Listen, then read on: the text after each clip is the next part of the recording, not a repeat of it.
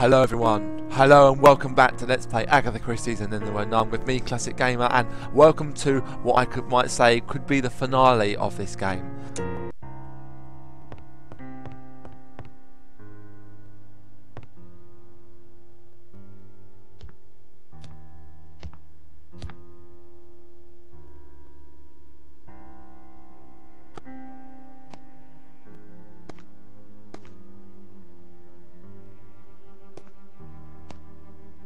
Oh dear.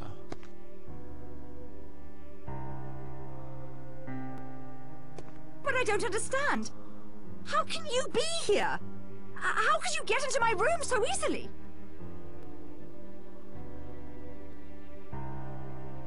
I've always had a duplicate set of keys, Miss Claythorne, as a former and actually the current owner of this house. You own this house? I have for several years. I saw to it that Emily Brent died 2 weeks ago. I took her place for the weekend. My finest performance, I think. Worthy of the Oscar the Academy always refused me. But the bee stings! Hurt like hell, and did nothing for my complexion. But Emily Brent was allergic, not me. It's my apiary, after all. Who are you? My name is Gabrielle Steele. You've seen my posters in the screening room. The actress. Some scandal in Hollywood. Scandal? Well, I guess if you call trying to kill your leading man a scandal, yes, it was. My final picture, Last of the Borgias, something happened. Lillian Borgia, the character I portrayed.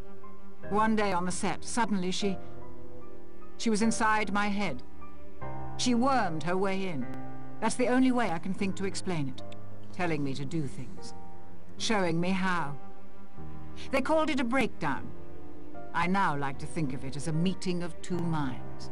But why this elaborate plot? Why kill all these people? Why? Wargrave, of course. He was absolutely right. He was the central character in our little drama. The Edward Seaton trial? Yes, Edward Seaton. My love. My life.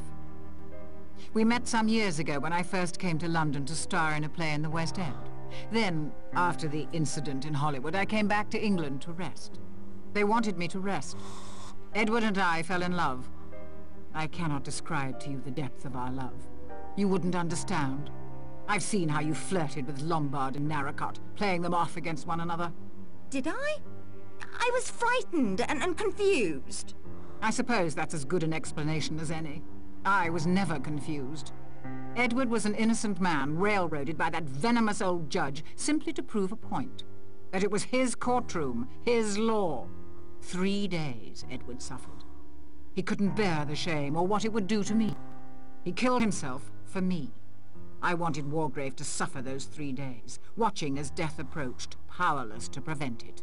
But why the rest of us? I met Miss Brent at a resort soon after I arrived in England. Hateful old hag. I think I caught her qualities quite nicely. I heard how she had punished Beatrice Taylor for her so-called sin. Drove her to take her own life, just as Wargrave had driven Edward to suicide. I wanted to extend Wargrave's torture for 3 excruciating days. What better way than to make him watch others die? Crimes committed under his very nose. Deaths he was helpless to prevent. How his ego must have been scraped raw. You researched? Found us all? Others who had apparently escaped justice, like Miss Brent, with the help of my attorney, Archibald Morris. How could he agree to help with such a mad plan? Mad? Mad meant no reason, no sense of justice at all. I only killed those who deserved to die. And Morris was a perfect little lawyer, asking no questions as long as the money was good. He'd been responsible for a few miscarriages of justice on his own, so killing him was not a serious moral dilemma. Then the stage was set. We arrived on my island, and the play began. The trickiest part was goading Armstrong into getting so drunk he wouldn't notice the imperceptible pulse that remained after I took the curare. A few bee stings, and then a liberal application of Bellman's universal embrocation to complete the effect. It causes a nasty rash. He saw what he expected to see, a severe allergic reaction that can only result in death. You killed the judge twice. Hardly. The first time was some fool scheme he cooked up on his own with Armstrong, so he could pretend to be dead and catch Mr. Owen. I admit stealing Miss Brent's grey yarn and fashioning a wig from it was a nice touch. I was so angry. I couldn't think who had done it or why. I thought braining him with his own law book would be enough to fit the Chancery rhyme. If you shoot me, you'll be arrested. Patrick will catch you. I'll deal with Mr. Narracott presently. Then I'll take poison. This ring I wear is a prop from the Borgia movie. Came in very handy this weekend. First for Marston, then Ethel, then my own Currari. And now, here we are. Once I'm dead, you can hang yourself and complete the rhyme. And if I refuse to hang myself? My dear, what do you think will happen to you if you're the only person found alive on an island with 10 dead bodies? If you don't hang yourself, the law most certainly will. Patrick!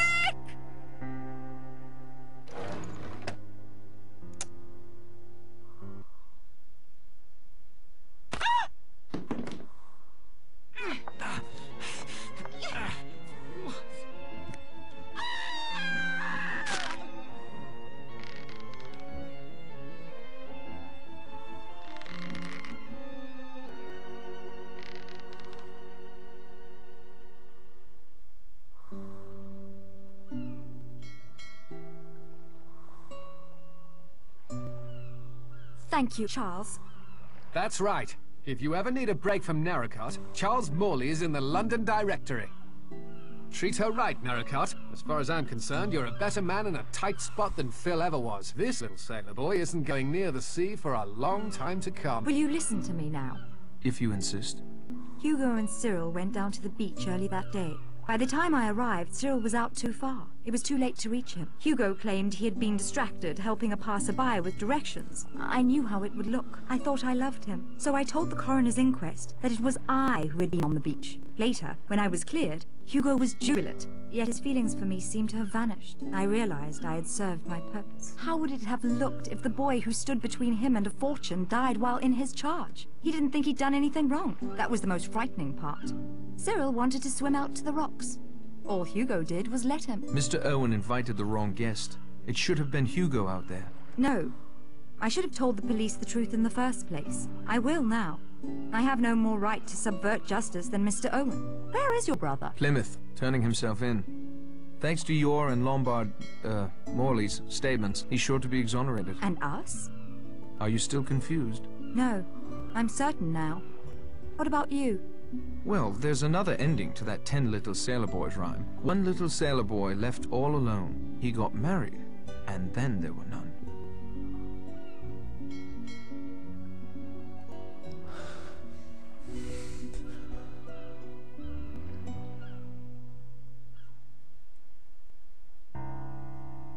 Silence, please. I have prepared a special reward for you. The original ending to our little story is somewhat different than the one you have just experienced. If you can complete a final puzzle, childishly simple really, you will be able to learn the original solution to "And Then There Were None," as Dame Agatha Christie first wrote it. Interested? Then your first step is to make your way to the dining room for a final treat.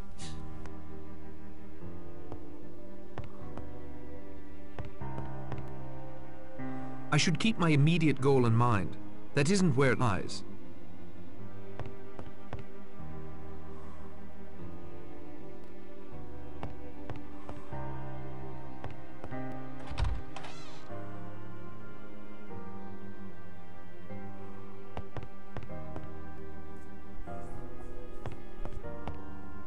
The last little sailor boy.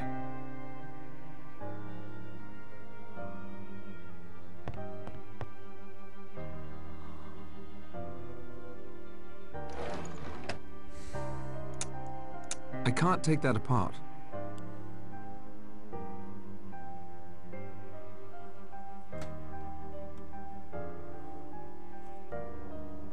Right, well this is something I never got when I first played the game. That's why I was a little bit quiet, because I'm quite surprised and quite happy about that. I never really expected that. So I'm going to do this one and I'm going to show you the other endings. So I'm going to try and work them out and do them right.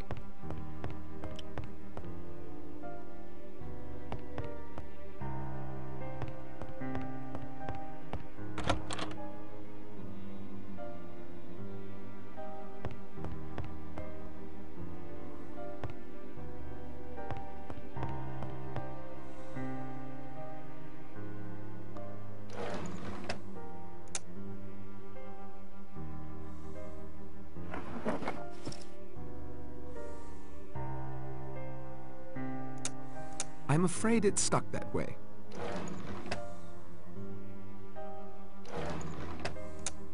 The film has been spooled. From my earliest youth, I realized that my nature was a mass of contradictions.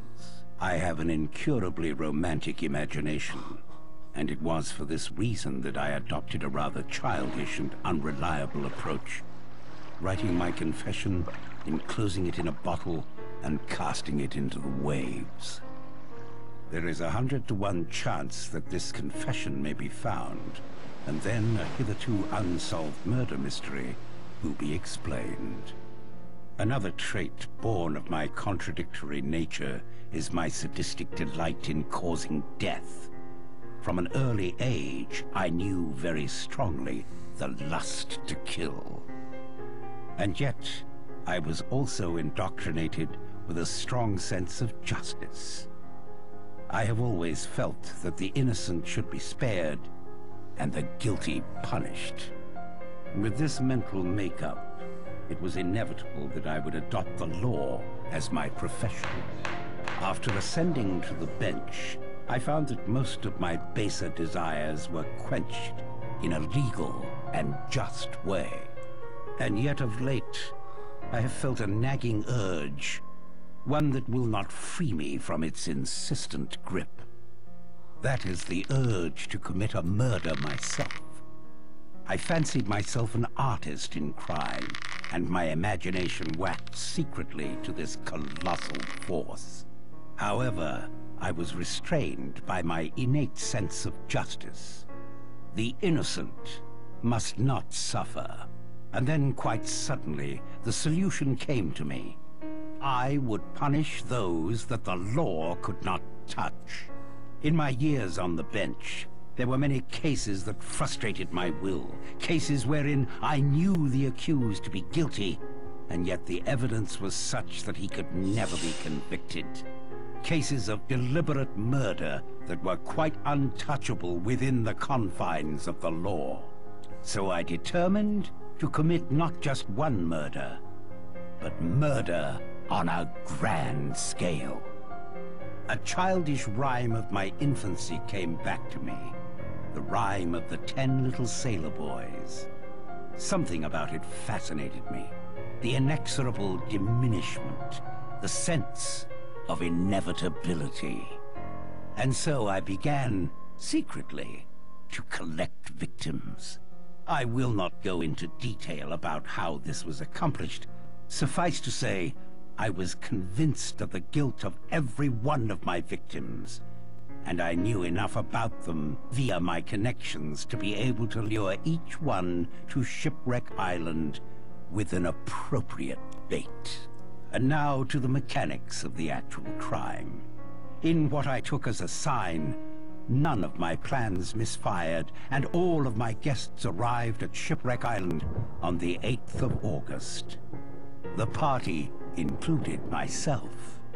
The order of the deaths were dictated by what I viewed as my victims' varying degrees of guilt. Those whose guilt was lightest should go first, and not suffer the increasing mental strain and fear reserved for the more cold-blooded offenders. The first death had already occurred. Archibald Morris, a shady little dope peddler, had set up the details for me, renting the island, sending the letters, and recording the gramophone record before I ended his life with a dose of potassium cyanide. Anthony Marsden and Mrs. Rogers died next, one instantaneously, the other in a peaceful sleep. Marsden's crime was one of circumstance, and his amoral nature. Mrs. Rogers, I had no doubt, acted largely under the influence of her husband. Their murders were the easiest. Poison easily slipped into a glass for each of them, as at this point no one had any reason to be suspicious. General Mackenzie was dead long before he ever came to Shipwreck Island. At this point, I found it necessary to recruit an ally. Dr. Armstrong seemed the most suited to this task, as it was inconceivable to him that a man of my standing could be a murderer. He was taken in with no resistance. I killed Rogers on the morning of the 10th. He too did not hear me approach. During the chaos arising from finding his body, I slipped into Lombard's room and abstracted his revolver.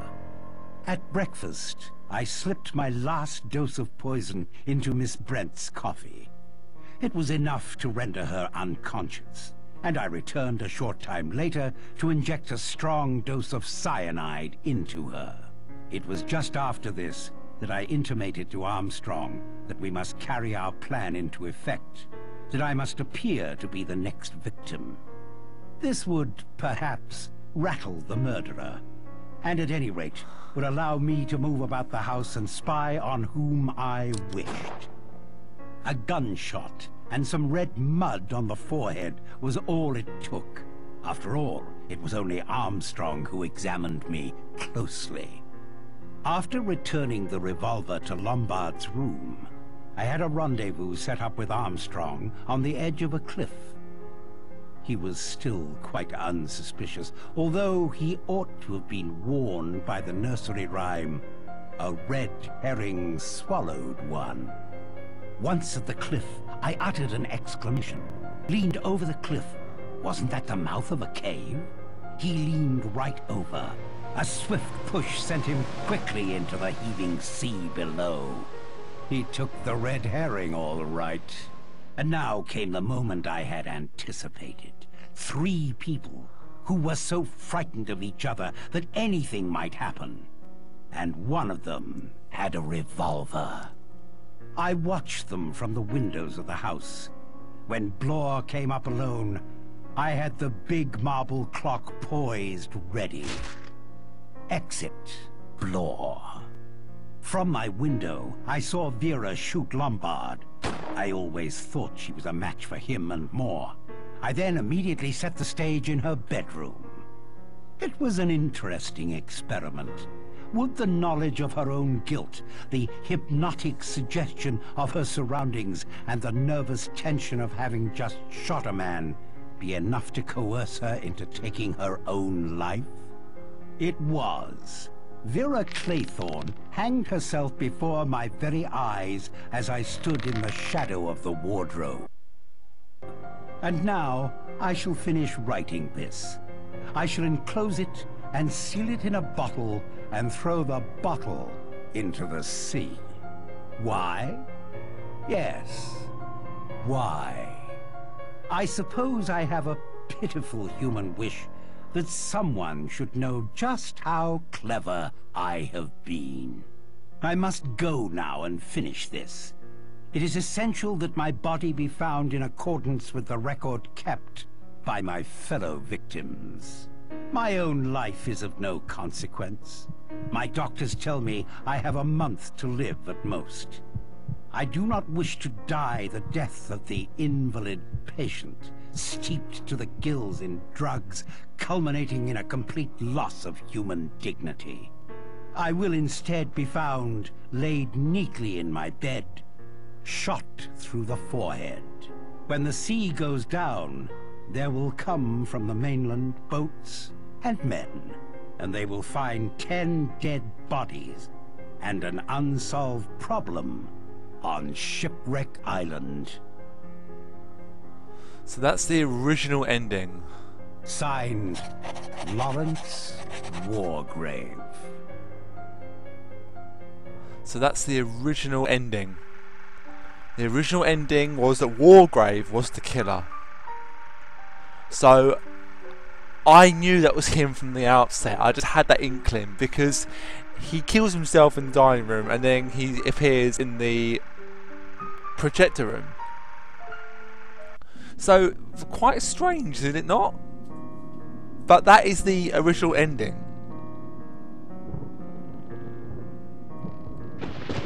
But one thing I do want to do, I want to try and show you the other endings. But I'm going to go and do them at another time. So, I will be doing them. And I will be uploading them as specials. Excuse me. So, as always guys, thanks for watching. I'll see you next time.